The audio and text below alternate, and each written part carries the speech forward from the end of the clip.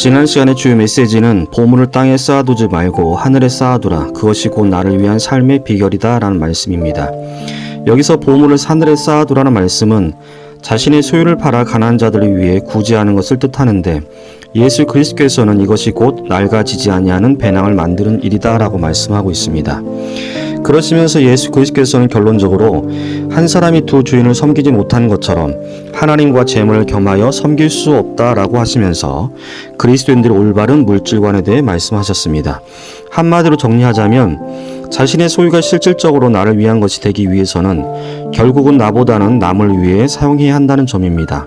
이윤즉슨 나의 소유가 사실은 나 자신의 애씀과 수고로서 얻어지는 것 같지만 하나님의 은혜 없이는 불가능하기에 그것을 인정하고 감사하는 표현이 바로 남을 위한 구제라는 것이 예수 그리스도의 산상설교 메시지입니다. 특히 경제적으로나 심리적으로나 신앙적으로 추운 겨울을 보내고 있는 이들을 위해 다양한 방법의 사랑을 표현하는 오늘이 되시기를 바랍니다. 오늘 제목은 염려하지 말라입니다.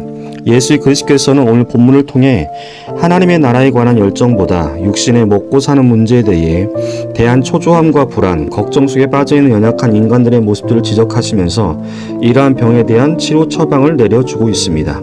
첫 번째로 염려하지 말라라는 것입니다. 본문 25절에 그러므로 내가 너희에게 이르노니 목숨을 위하여 무엇을 먹을까 무엇을 마실까 몸을 위하여 무엇을 입을까 염려하지 말라. 바른 성경에는 그러므로 내가 너희에게 말하니 너희 목숨을 위하여 무엇을 먹을까 무엇을 마실까 너희 몸을 위하여 무엇을 입을까 걱정하지 마라.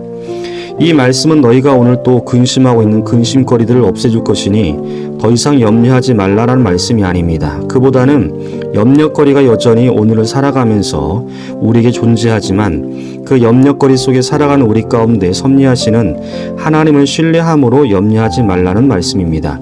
존 칼빈은 자신의 주석에서 하나님의 자녀요 그리스도인들은 특히 먹고 사는 문제에 있어서는 자신에게 주어진 직업과 환경이 허용하는 한 최선의 수고와 노력 가운데서 그 위에 오는 각자의 필요사항에 대해 하나님께 맡기고 그분께 구해야 한다라고 말하고 있습니다. 근심하지 말아야 될 이유에 대해서 본문 25절에서 30절까지 목숨이 음식보다 중하지 아니하며 몸이 의복보다 중하지 아니하냐 공중의 새를 보라 심지도 않고 거두지도 않고 창고에 모아들이지도 아니하되 너희 하늘 아버지께서 기르시나니 너희는 이것들보다 귀하지 아니하냐. 또 너희가 어찌 의복을 위하여 염려하느냐. 들의 백합화가 어떻게 자라는가 생각하여 보라.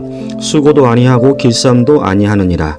그러나 내가 너희에게 말하노니 솔로몬의 모든 영광으로도 입은 것이 이 꽃 하나만 갖지 못하였느니라. 오늘 있다가 내일 아궁이에 던져진 들풀도 하나님 이렇게 입히시거든 하물며 너희일까 보냐. 믿음이 작은 자들아.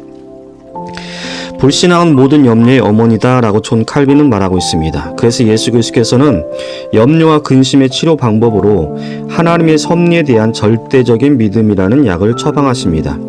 히브리서 13장 5절에 돈을 사랑하지 말고 있는 바를 족한 줄로 알아. 그가 친히 말씀하시기를 내가 결코 너희를 버리지 아니하고 너희를 떠나지 아니하리라.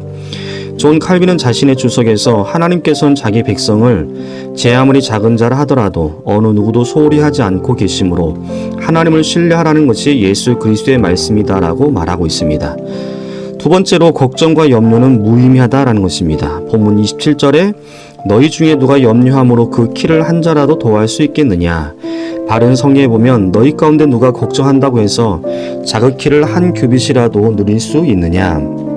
여기서 말하는 키는 헬라어로 헤리키아란 단어를 쓰고 있는데 신체적인 키나 또한 나이, 생명의 길이를 뜻하고 있습니다. 또한 한자는 헬라어로 페큐스란 단어를 쓰는데 팔꿈치부터 가운데 손가락 끝까지의 길이, 즉 규빗, 한 규빗을 말하는데 18인치 약 45.6cm를 말하고 있습니다. 그래서 이 말씀을 다시 한번 이렇게 말한다면 너희 중에 누가 염려함으로 생명의 길이를 한 자라도 더할 수 있느냐라고 바꿀 수 있습니다. 다시 말해 아무리 염려, 걱정, 근심을 한다고 해서 내가 바꿀 수 있는 것은 없다라는 말씀입니다.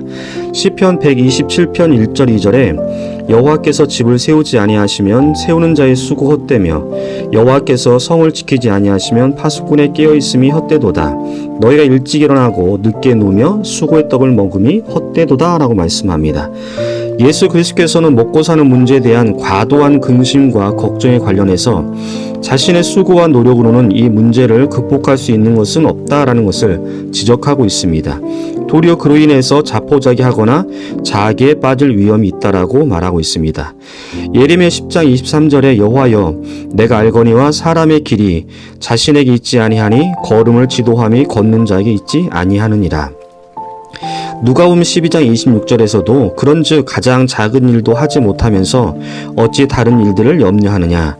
바른 성경에 이처럼 너희가 아주 작은 것도 할 수 없으면서 왜 다른 것들에 대해 걱정하느냐라고 말씀합니다.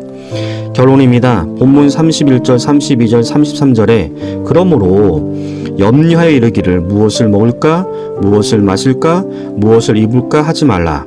이는 다 이방인들이 구하는 것이라. 너희 하늘 아버지께서 이 모든 것이 너희에게 있어야 할 줄을 아시느니라. 그런즉 너희는 먼저 그의 나라와 그의 의를 구하라. 그리하면 이 모든 것을 너희에게 더하시리라. 오늘 본문 산상설교의 주요 메시지는 하나님의 자녀들은 아버지로서의 하나님의 보살핌을 신뢰해야 한다는 것입니다.